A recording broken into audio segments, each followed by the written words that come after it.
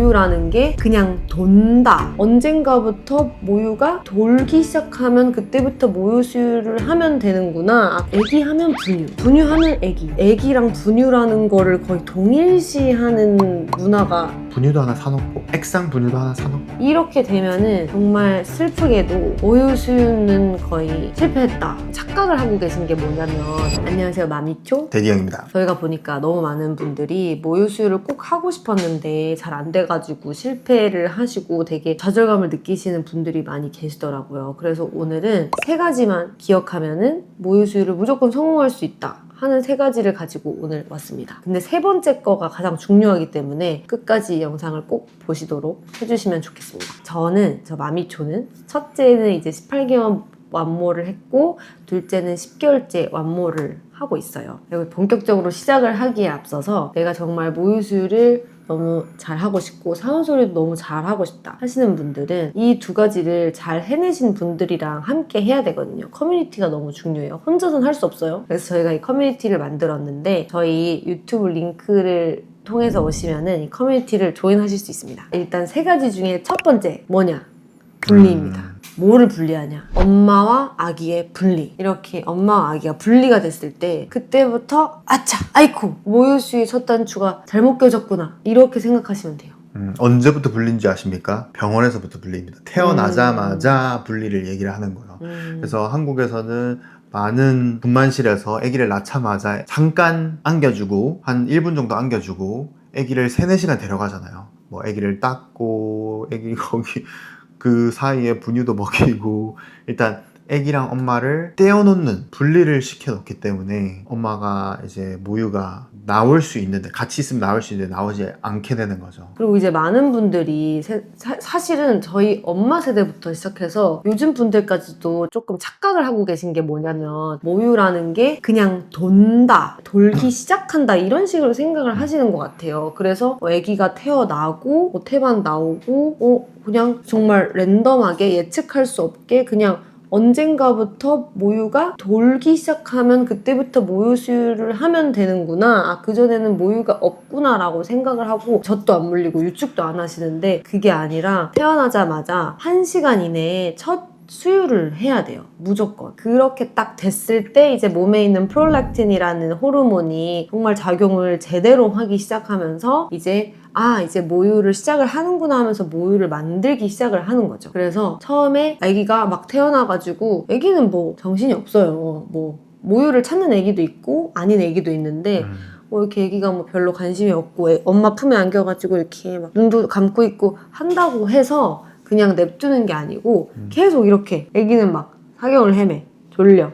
그래도 계속 이렇게 막 먹이려고 계속 하면서 물어서 먹을 때까지 집요하게 첫 1시간 이내에 그거를 무조건 해야지 이제 그때부터 모유가 분비가 되기 시작한다 라고 생각을 하시고, 그게 가장 중요해요. 근데 한국은 신생아실로 아기를 바로 데려가 버리는 그 상황, 그리고 3일 동안 아기랑 엄마가 떨어져 있고 이제 산후조리원까지 가야 돼가지고 산후조리원에서 이제 또 2주가 떨어져 있는 이 상황이 된단 말이죠. 이렇게 되면은 정말 슬프게도 모유 수유는 거의 실패했다. 앞으로 정말 이거를 다시 되돌리기에는 정말 쉽지 않다라고 말을 할 수 있을 정도로 첫 단추가 너무너무 잘못 끼워져 있는 거예요. 왜냐면 이 몸이 아기가 태어나자마자 젖을 탁 물었을 때 이제 호르몬이 작용을 하면서 이제 모유를 만들어내기 시작해야 되는구나 라는 거를 알리고, 호르몬이 알리고, 이제 그리고 한 첫 6일 정도 동안 모유를 얼마나 자주 효과적으로 많이 먹이느냐에 따라서, 그러니까 물론 당연히 많이 먹어라가 아니라 아기가 필요한 만큼 그거를 이렇게 쫙쫙 빼주면은 몸이 이제 그때부터 6일 정도 지난 후에 이제 그 아기가 먹는 만큼 이렇게 모유를 만들어내기 시작한단 말이죠. 근데 첫 한 2주 정도를 거의 약간 아기랑 떨어져 있으면서 수유를 좀 연습 삼아 한 번씩 해보면서 이제 조리원에서 그 도우미 분들한테 좀 배워서 연습 삼아 하루 이틀 정도 쉬면서 해보고 퇴소해서 집에 가서 모유 수유 해야지 그 생각을 버리셔야 되고, 모유 수유는 첫 단추가 너무 중요하고 첫 시작이 아주 중요하다라는 거를 기억을 하셔야 됩니다. 근데 이제 이거를 생각하실 때 병원에서 분리하고 엄마가 아기를 낳자마자 너무 힘이 들고 아기를 막 안아서 먹이는 것도 너무 힘들고, 그래도 엄마를 위해서 병원에서 아기를 데려가서 아기도 씻겨주고 분유를 먹여주고 산후조리원에 가서 엄마가 쉬어야 되니까 가서 신생아실에서 아기를 맡겨두고 하는 건데 그게 그렇게 중요하냐 생각할 수 있잖아요. 근데 이거를 생각하시면 됩니다. 엄마가 아기를 낳아서 너무 힘들잖아요. 여러 가지 회복을 해야 되잖아요. 회복해야 되는 권리도 있고 엄마가 쉬어야 되는 권리가 있습니다. 근데 또한 아기도 엄마랑 같이 있을 권리가 있습니다. 아기는 엄마랑 무조건 같이 있어야 돼요. 아기는 엄마랑 같이 있어야지 아기가 가장 엄마랑 반등이 잘 되고 아기가 정서적으로 건강하게 딱 첫 단추를 딱 끼고 잘 끼고 시작을 할 수 있거든요. 그리고 엄마도 회복을 하는 데 있어서 이 모유가 잘 나오게 하는 아기랑 같이 붙어있으면 촉진해주는 것뿐만 아니라 엄마 회복하는 데도 굉장히 좋다. 모유를 하면 할수록 유방암이나 난소암 이런 거 확률도 굉장히 낮아지기 때문에 그건 오래 해야 할수록 낮아지는 네. 거지만 근데 이제 그거를 우리- 놓쳐버리면 이제 거의 분유로 빠지기 때문에 할 수가 없죠. 그러면 할 수가 없는 거죠. 그리고 이제 산후우울증도 예방할 그치, 수 있고 산후우울증 너무 옥시토신이 나오기 때문에 그치. 애기랑 있으면은 우울감도 훨씬 덜하고 엄마한테도 좋은 거죠. 항상 저희가 이제 비디오를 저희 거를 많이 보신 분들은 아시겠지만 저희가 항상 얘기하는 게 엄마랑 아기랑 붙어 있을 때 서로한테 좋다. 엄마가 아기한테 일방적으로 희생하는 게 아니에요. 아기도 엄마한테 주는 게 있습니다. 서로 주는 게 있어요. 그래서 엄마가 산후우울증 그런 부분도 옥시토신이라는 아기랑 붙어 있을 때 사랑의 호르몬이 나오기 때문에 그런 부분에서 우울증을 줄여줄 수 있다는 게 엄마도 얻어가는 게 있다는 걸 좀 아셨으면 좋겠습니다. 그리고 이제 두 번째 포인트는 바로 분유. 분유 이렇게 솔직히 얘기하면은 조금 듣는 사람 입장에서는 에? 분유가 왜? 이렇게 생각을 할 수 있죠. 왜냐면 우리나라는 너무 이제 분유라는 게 정말 기괴할 정도로 당연시된 문화이기 때문에 우리나라처럼 정말 애기 하면 분유, 분유 하면 애기, 애기를 봤을 때 아 분유 냄새 이렇게 말할 정도로 애기랑 분유라는 거를 거의 동일시하는 문화가 또 있을까요? 정말 한국은 분유라는 거를 정말 엄청나게 이제 norm으로 받아들이고 당연시 여기는 그런 문화인 것 같아요. 근데 그 말인즉슨 뭐냐, 분유 회사에 엄청난 마케팅이 있었다는 거지. 원래 분유 수유를 하지 않았어요. 맞잖아요. 분유가 없었을 때는 분유 수유를 하지 않았을 거 아니에요. 모든 사람이 모유 수유를 했겠죠. 아주 그런 아름다운 세상이었겠죠. 근데 분유가 나오고 모유 수유를 할 수 없는 상황이거나 그런 아기들한테 먹이세요 하고 분유가 나왔지만 사실상 모유 수유를 정말 할 수 없는 엄마는 5%에 가깝고 그 사람들한테만 팔았을 때는 이익이 적기 때문에 뭔가 이제 모유수유를 할 수 있는 사람들도 분유를 먹게끔 만들고 모유수유를 할 수 있는데도 모유수유를 못하게끔 만들면서 이제 뭔가 아기한테는 분유가 좋아, 아기는 분유를 먹는 거야, 모유가 아니야 라는 그런 식의 인식을 엄청 많이 저희가 알게 모르게 저희한테 심어준 거예요. 이거는 정말 팩트예요, 팩트. 내가 아직까지 모른다고 하더라도 내가 한 번도 체감하지 못했다고 하더라도 이거는 팩트예요. 왜냐면 우리가 솔직히 생각해봤을 때 자라면서 내 형제 자매가, 내 동생들이 모유 먹는 걸 보고 자랐어요? 분유 먹는 걸 보고 자랐어요? 분유 분유통. 먹는 거 보고 항상 집에 분유통 있고 그 분유 이렇게 나눠가지고 담아다니는 젖병 그치. 있고 그런 걸 항상 보고 자랐단 말이지. 집에 분유통 있어서 분유를 막 한 번씩 퍼먹었단 말이지. 막 달달한 거를 그거를.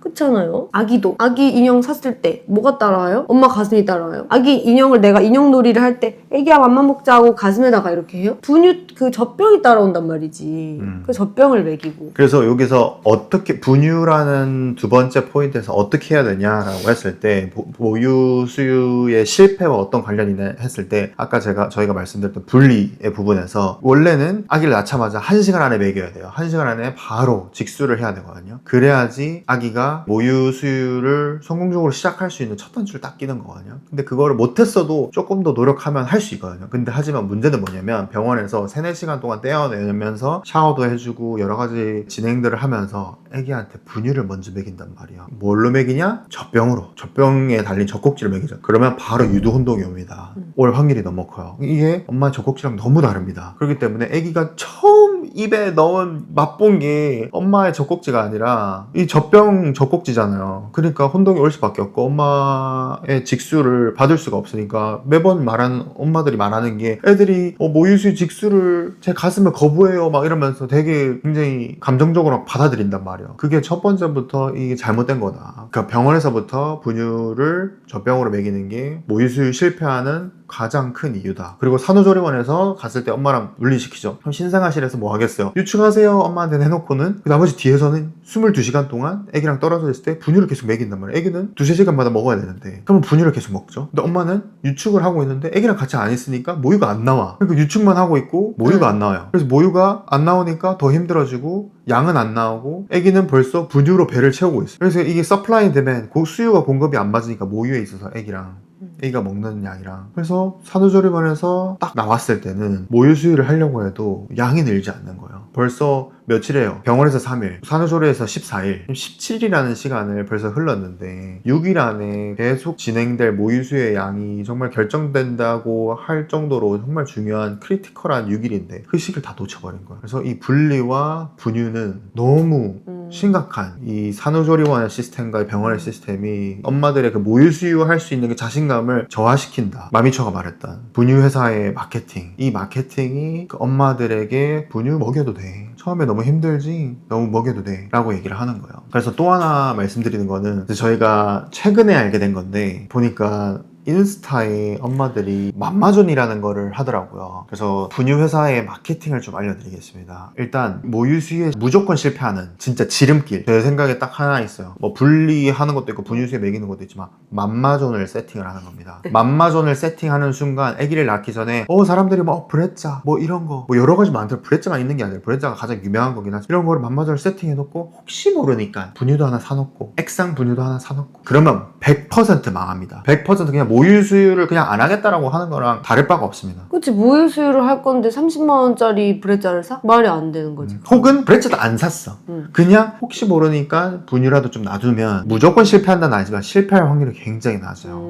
내가 모유 수유를 아기를 직수를 했는데 아기가 계속 울어, 뭔가 배고픈 것 같다라는 나 혼자만의 판단으로 어떻게 양이 부족한 것 같아 해서 모유 말고 분유가 있으니까 그걸로 한번 먹이는 순간 이제 실패할 확률이 굉장히 낮대요. 이게 연구도 있어요. 한 번도 분유를 아기한테 먹이지 않은 엄마가 분유를 한 번이라도 먹인 엄마보다 모유 수유를 지속하고 성공할 확률이 굉장히 높습니다. 그 부분을 좀 알아두셨으면 좋겠고, 그리고 뭐 저희가 지금 얘기하는 것들이 뭐 그냥 뇌피셜이라서 뭐 음모론이나 노이즈 마케팅이나 뇌피셜에서 나오는 게 아닙니다. 노이즈 마케팅 진짜 뭔 소리 하는 거네. 어이가 없어. 아니 이거는 댓글에 어떤 악플러분이 저희한테 노이즈 마케팅 하냐고 했는데 진짜 어이가 없어. 아니 내가 팔 게 뭐가 있어, 내가 뭘 팔아요? 뭔 노이즈 마케팅.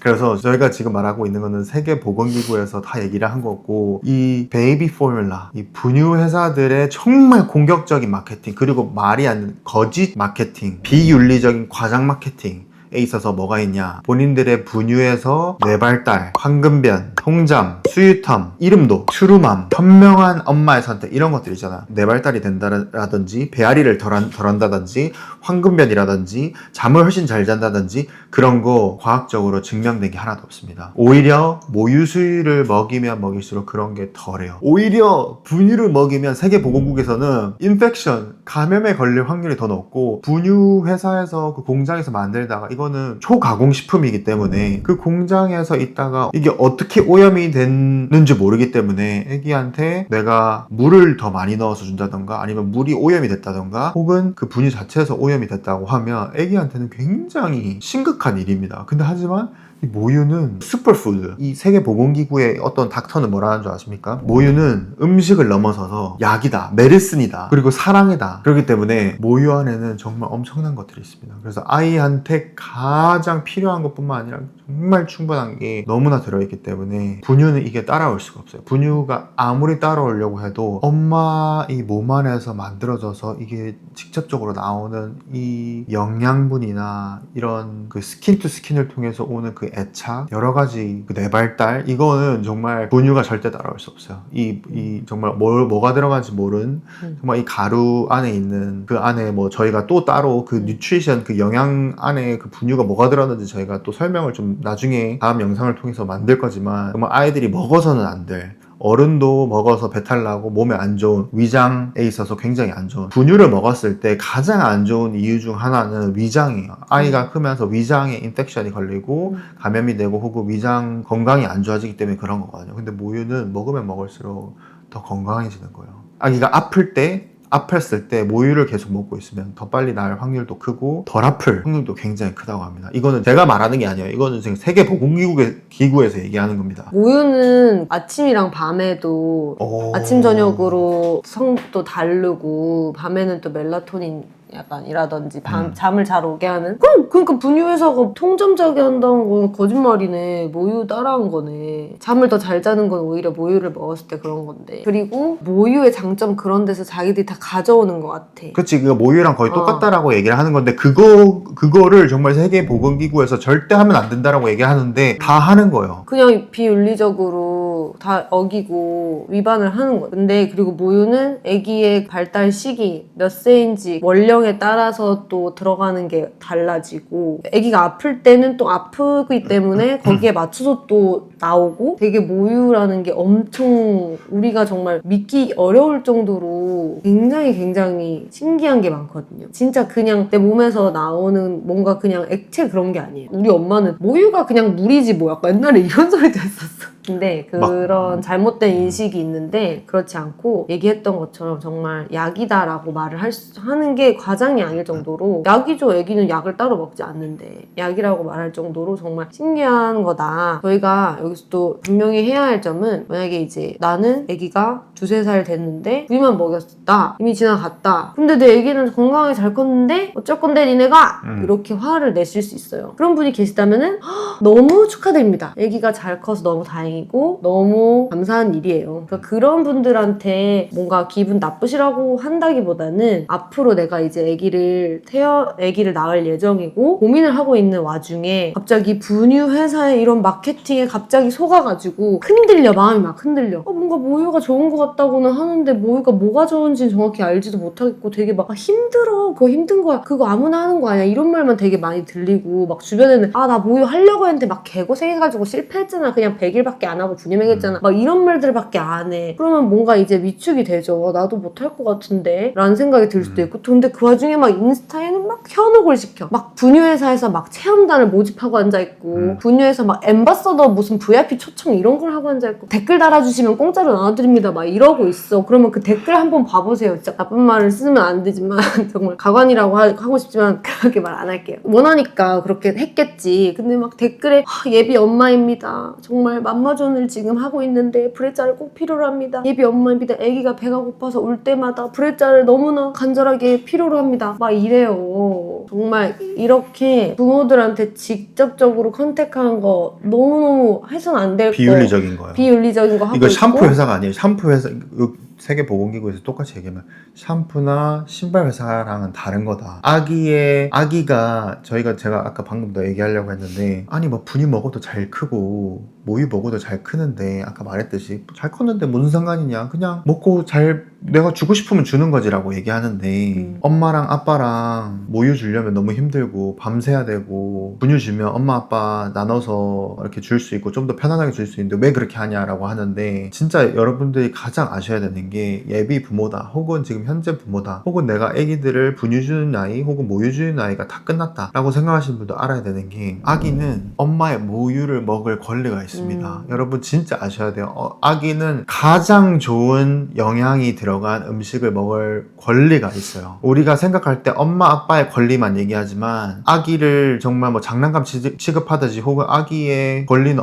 없는 마냥 얘기를 하지만 아기는 엄마의 모유 가장 좋은 음식을 먹을 권리가 있습니다. 그래서 유니세프에서도 얘기를 한 거고 세계보건기구에서도 얘기를 하는 거고 제발 분유 회사에 뭔가 그 경제적 이익을 위해서 마케팅을 만들지 말고 아기의 건강을 위해서 모유를 더 많이 할 수 있도록 우리가 얘기를 해야 된다. 그리고 모유 수유하는 거를 저하게 만드는 그런 마케팅은 절대 하면 안 된다 라고 만들어 놨지만 그것들을 너무 많이 하는 겁니다. 정말 아셔야 돼요. 아기는 모유를 먹을 권리가 있습니다. 최소한 세계보건기구에서 얘기하는 6개월 동안 정말 모유만 먹을 권리가 있고요. 그리고 이유식을 시작하면서 6개월 동안 2년까지 추천을 합니다. 뭐 2년까지 못하는 사람들도 있고 저희도 첫째는 18개월까지 밖에 못했어요. 여러 가지 이유로. 근데 이게 최대한 해야 된다. 그거는 우리의 선택권도 있지만 아기의 권리도 있다라고 얘기를 드리고 싶어요. 아기가 말을 못하니까 뭔가 권리에 대해서 생각을 많이 안 하게 되는 것도 있는 것 같고 아기는 뭘 원할까? 그리고 솔직히 생각을 안 하게 되기도 하지. 우리도 그렇고 애기는 말을 안 하니까 그냥 내가 정해준 대로만 받아야 되는 입장이다 보니까 그런 것도 있고. 근데 이제 거기다가 이제 더 큰 영향을 주는 건 아무래도 이제 분유 회사의 이런 마케팅이, 솔직히 아기한테 분유가 좋지 않다는 걸 알면 어떤 엄마 아빠가 그걸 먹이겠어. 선택을 하겠어. 그치.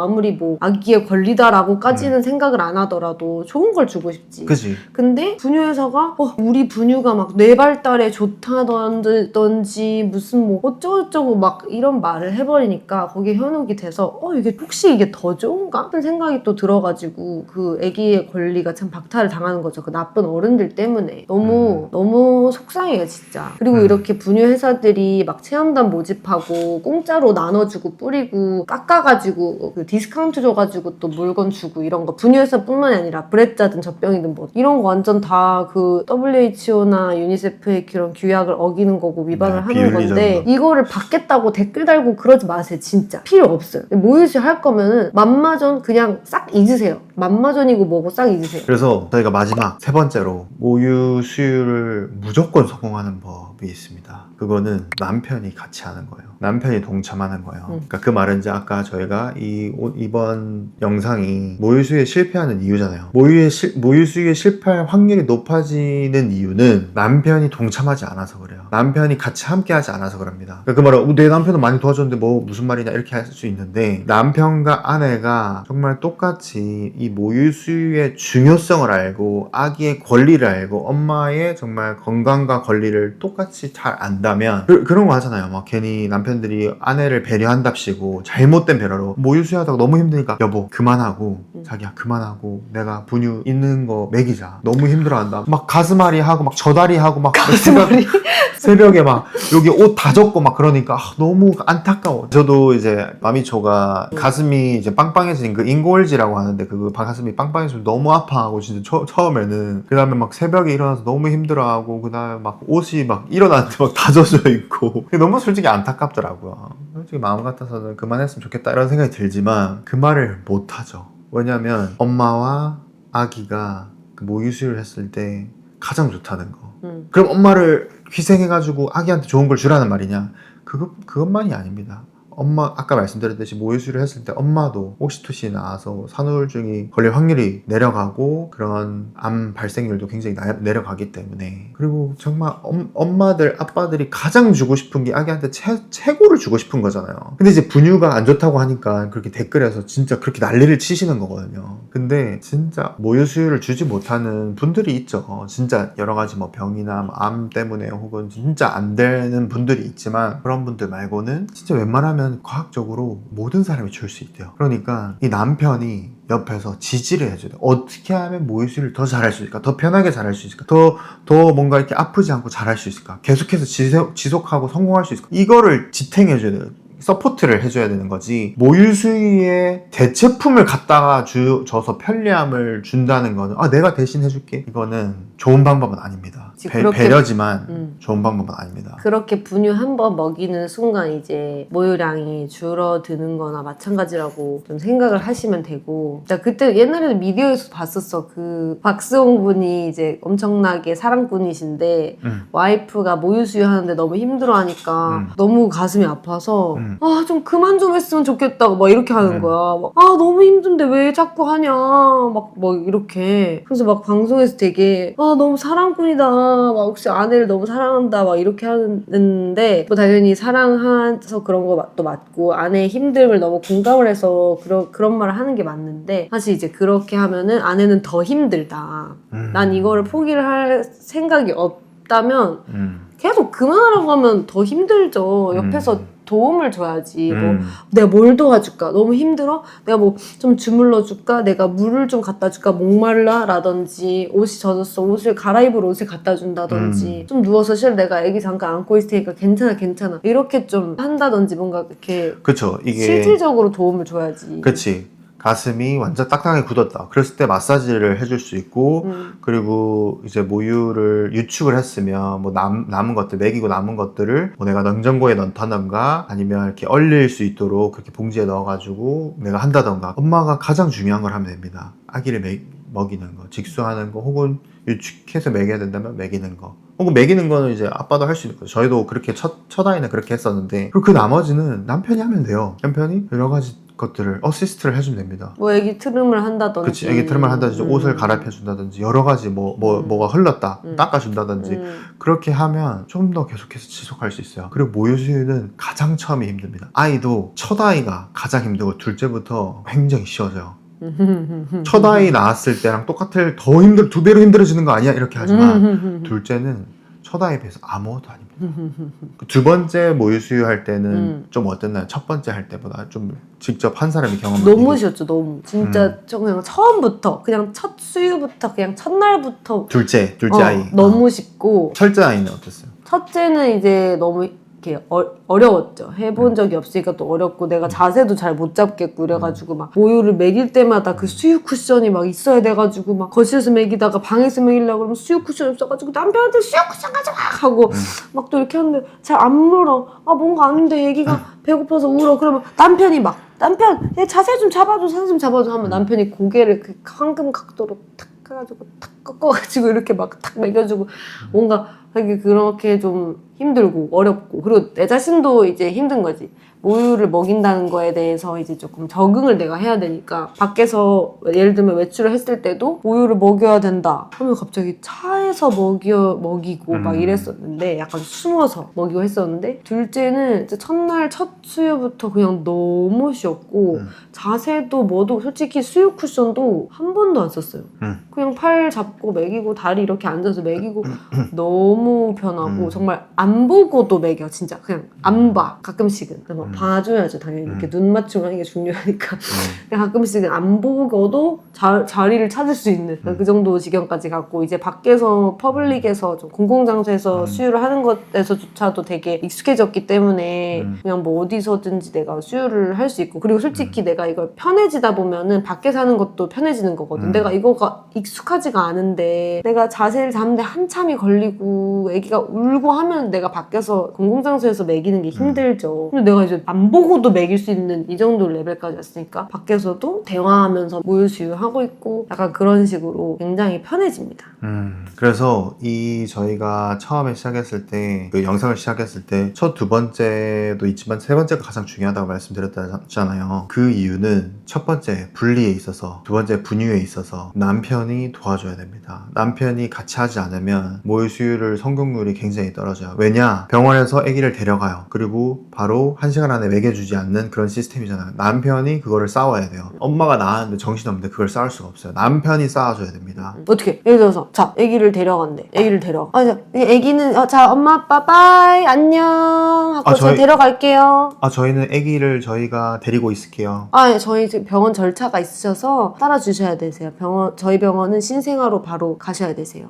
근데 저희는 1시간 안에 먹여야 되는 게 너무 중요해서 저희가 데리고 있겠습니다. 아니 산모님 쉬셔야 되니까 저희가 데려가서 분유 타가지고 먹이고 한 4시간 정도 있다가 캥거루 케어 하러 오실게요. 근데 저희는 지금 당장 해야 되는 게 중요해서 저희가 데리고 있고 제가 아내를 케어하겠습니다. 남편분이 케어를 하신다고? 네네. 저희 절차에 어긋나는데. 그러면 저희 나가겠습니다. 빨리 퇴원할게요. 지금 산모님 지금 방금 출산하셨는데 지금 집에 가신다고요? 네, 갈 수 있어요. 여러분 갈 수 있습니다. 바로 갈 수 있어요.